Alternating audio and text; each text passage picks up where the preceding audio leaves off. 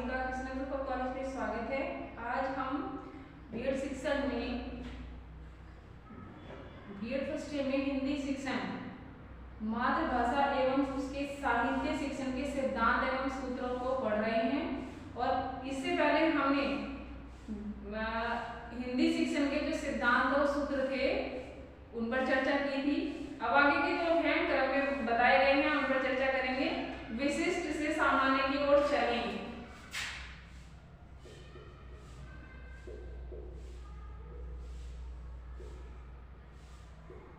विशिष्ट से सामान्य की ओर चलेंगे।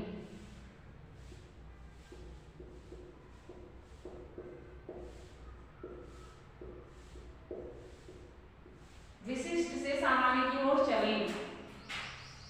हम यह जानते हैं कि नियम एवं सिद्धांत का प्रतिपादन विशिष्ट परिस्थितियों के निरीक्षण एवं उनसे प्राप्त अनुभवों के सामान्यीकरण द्वारा किया गया है या किया जाता है। तब हमें बच्चों को नियम एवं सिद्धांतों का ज्ञान उसी क्रम में कराना चाहिए। पहले उनके सामने विशिष्ट उदाहरण प्रस्तुत किए जाने चाहिए, फिर उनका विश्लेषण एवं संश्लेषण उनके सामने किया जाना चाहिए और सामान्यीकरण के नियम एवं सिद्धांतों का प्रतिपादन भी करना चाहिए। इसी को विशिष्ट से सामान्य की ओर चलना कहते हैं। इस सूत्र का पालन विशेष रूप से भाषा के तत्वों का ज्ञान कराने, जैसे व्याकरण शिक्षण होता है उसमें किया जाता है, जैसे छंद, रस एवं अलंकार, लेखन की जो विभिन्न शैलियां हैं उनका ज्ञान कराने से संबंधित होता है। उन्हीं विषयों में विशिष्ट से सामान्य की ओर चलना होता है। और व्याकरण में हम बच्चों को चाहे विकारी शब्द, चाहे अविकारी शब्द और चाहे वाक्य की रचना के नियमों का और या फिर विराम चिन्हों का प्रयोग करना, चाहे छंद के शब्दों का प्रयोग करना, छंदों का या फिर अलंकारों का प्रयोग करना अथवा किसी भी लेखन शैली का ज्ञान कराए जाने से होता है। हमें सर्वप्रथम बच्चों के सामने उसी से संबंधित विशिष्ट उदाहरण भी प्रस्तुत करने चाहिए और फिर उनका विश्लेषण एवं संश्लेषण करके सामान्य तत्वों की खोज करनी चाहिए और इस प्रकार से उनका जो स्पष्ट बोध है उसका ज्ञान बच्चों को कराया जाना चाहिए। यानी एक क्रम के अनुसार बच्चों को थोड़ा थोड़ा व्याकरण सम्मत ज्ञान बच्चों को देना चाहिए और जिससे व्याकरण के अनुसार भाषा शैलियों का ज्ञान कर सके। अब है नंबर 6 पे आगमन से निगमन की ओर।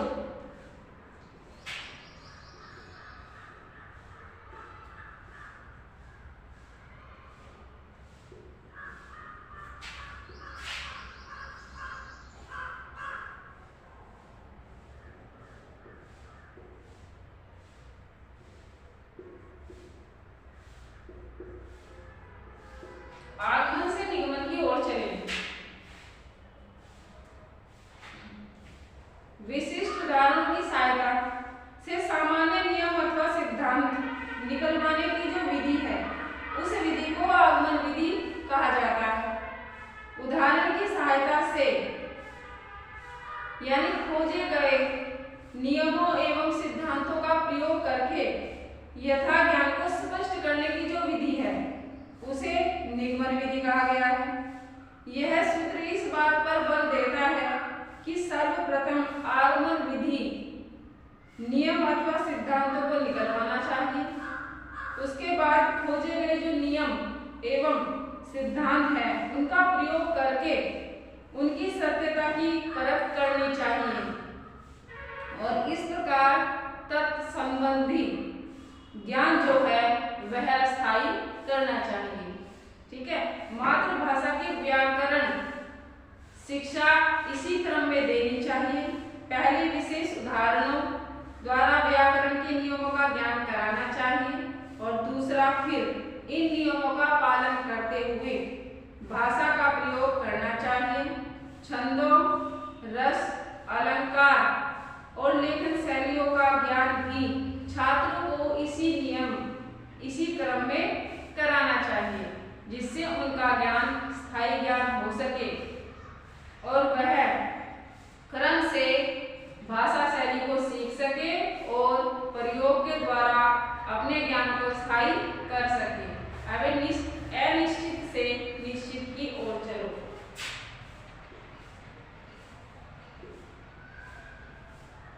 अनिश्चित से निश्चित की ओर चलो।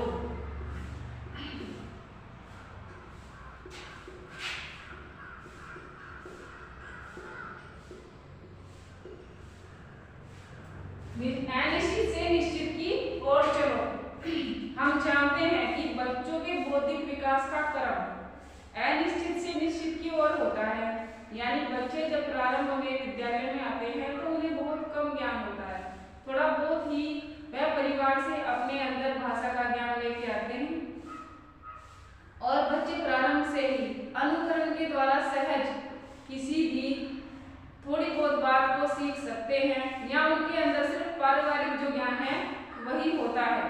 परंतु इस समय वे जो कुछ भी सीखते हैं प्रायः वह अस्पष्ट और अनिश्चित होता है और यह सूत्र इसी बात पर बल देता है कि प्रारंभ में बच्चों को किसी वस्तु, क्रिया अथवा तथ्य का सामान्य ज्ञान कराना चाहिए और फिर उसे अन्य वस्तु, क्रियाओं एवं तथ्यों से तुलना करते हुए उसका स्पष्ट ज्ञान भी कराना चाहिए।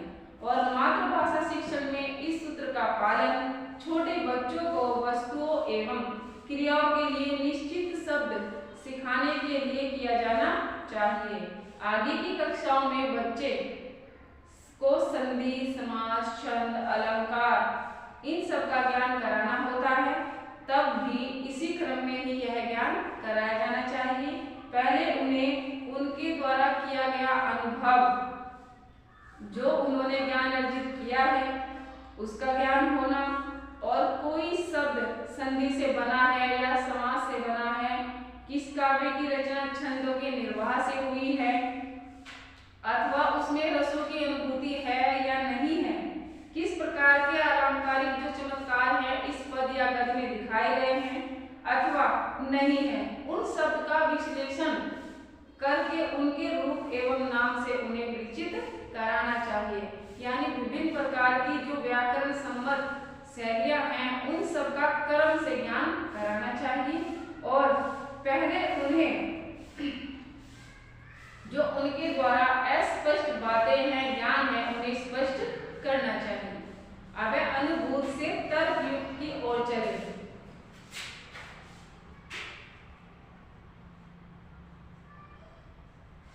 अनुभूत से तर्क युक्त की ओर चले।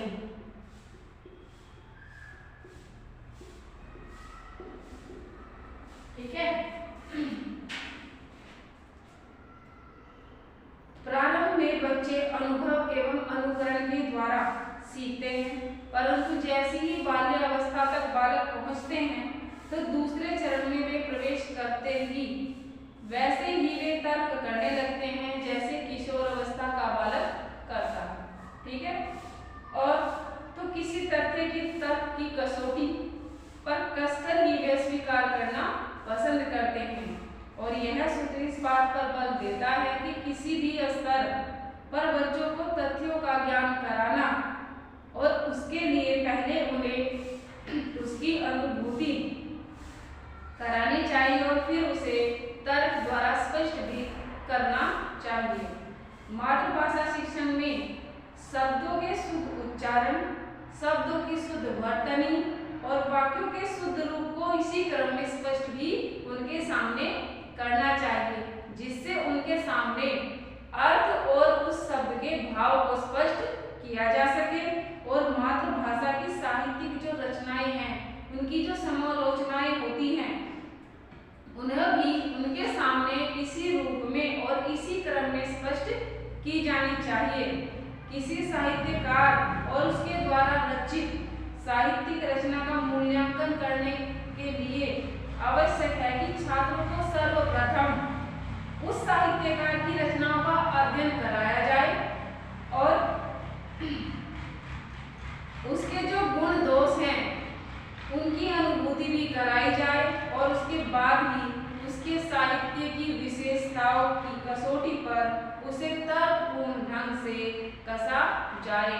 यानी पहले किसी भी रचना की जो आलोचना है उसे करने से पहले उसकी जो विशेषताएं हैं वह बताई जाए और किस प्रकार का उसका साहित्य है उसका अध्ययन कराया जाए और तभी उसकी जो विशेषताएं हैं और आलोचनाएं हैं उनके सामने स्पष्ट की जाए, तभी वह उसे स्पष्ट रूप से समझ सकेंगे और उसका ज्ञान ग्रहण कर सकेंगे।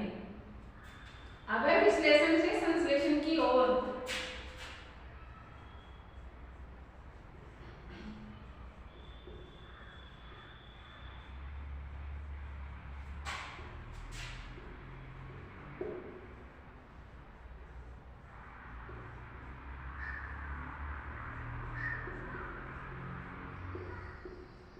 विश्लेषण से संश्लेषण की ओर, ठीक है।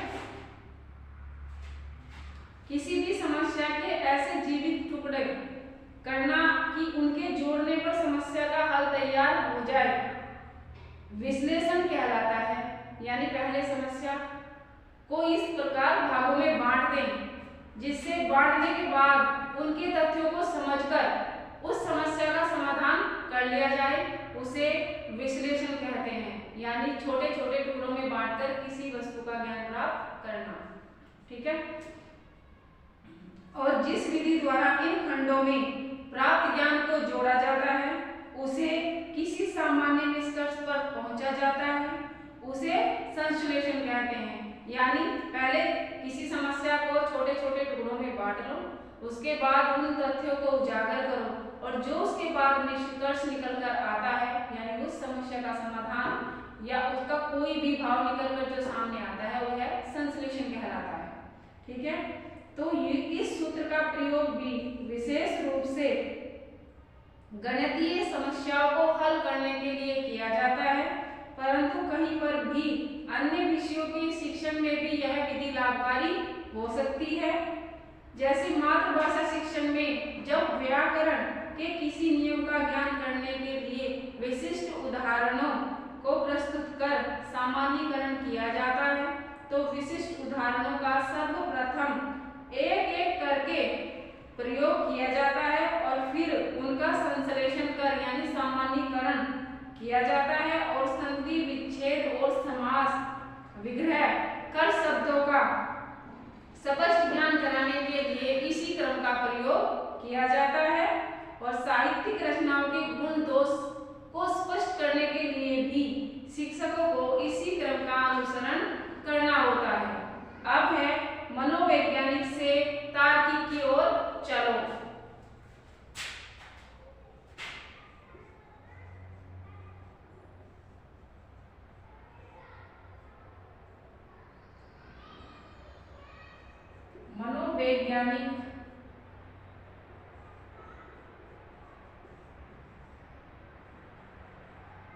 मनोवैज्ञानिक से तार्किक की ओर चलो।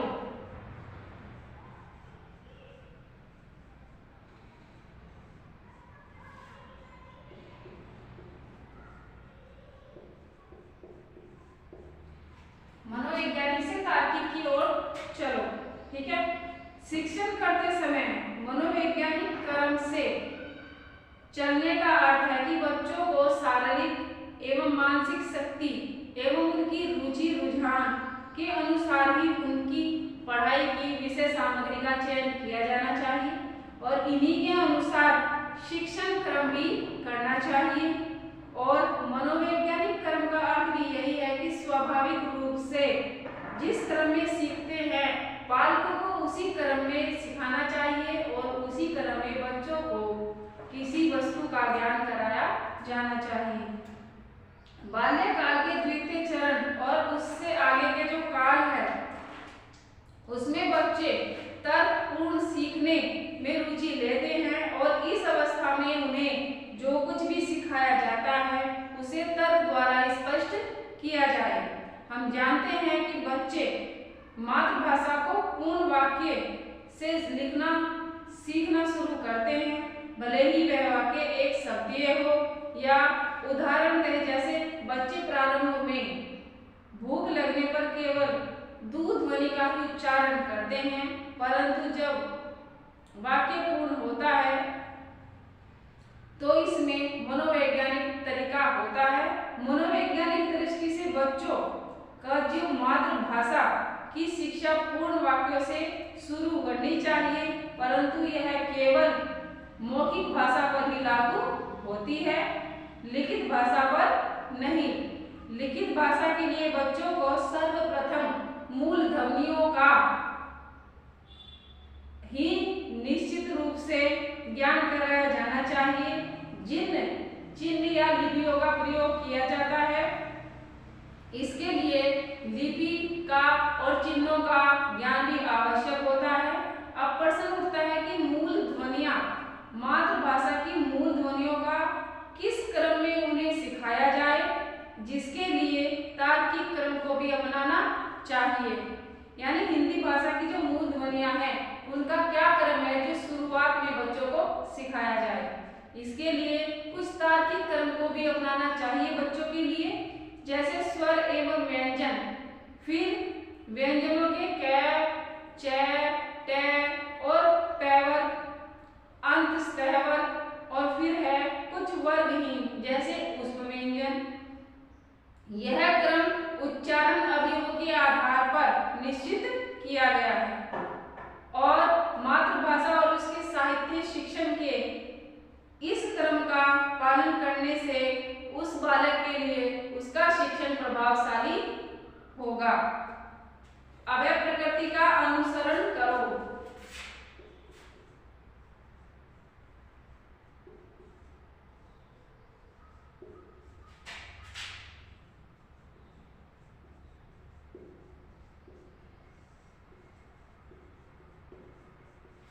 प्रकृति का अनुसरण करो।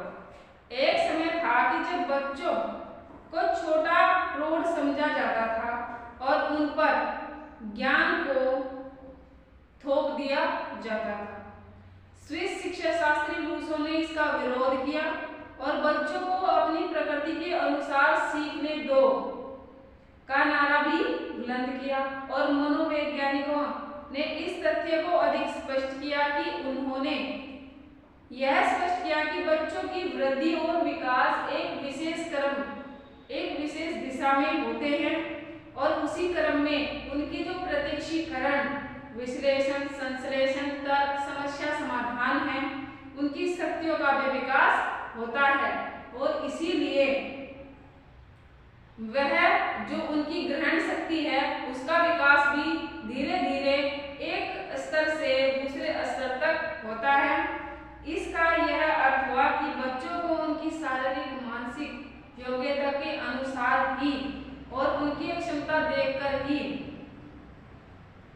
उनको पढ़ना लिखना भी सिखाया जाना चाहिए और उसके अनुसार मातृभाषा शिक्षण साहित्य में इस सूत्र का पालन करना चाहिए कि शिशुओं की मातृभाषा की शिक्षा उसके जीवन से संबंधित जो रुचिपूर्ण विषय हैं, वार्तालाप हैं, छोटी छोटी बातें हैं या फिर कुछ कहानियां हैं, उनसे ही उनके शिक्षण का कार्य प्रारंभ किया जाना चाहिए। जैसे जैसे बच्चे का शारीरिक विकास होगा, मानसिक विकास होगा, उनकी क्षमताओं में वृद्धि होगी, उसी के अनुरूप उनके अंदर मौखिक व लिखित भाषा का विकास भी होता चला जाएगा और इसी का जो उनका सामान्य स्तर है वह विशिष्ट की ओर बढ़ता चला जाएगा। इसलिए किसी भी कार्य को करने और किसी भी ज्ञान को ग्रहण करने के लिए क्रम से ही उसका विकास किया जाना चाहिए और क्रम से ही उसके बातों को सिखाया जाना चाहिए। आज के लिए बस इतना ही, आप फिर मिलेंगे नेक्स्ट वीडियो में। तब तक के लिए धन्यवाद और नेक्स्ट वीडियो में हम प्रारंभिक भाषाओं की जो शिक्षण शैलियाँ हैं उनको पढ़ेंगे।